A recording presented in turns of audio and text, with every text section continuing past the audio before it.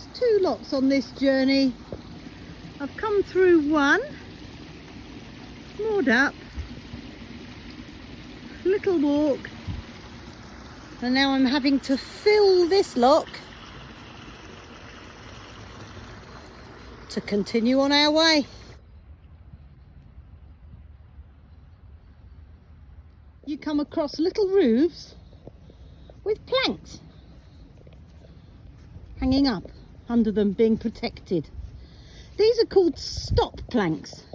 So if there's a breach in the Canal and River Trust can come along and put these planks in the canal to actually make a dam. And then they can work on the breach, and then they take them away and put them away in their little huts.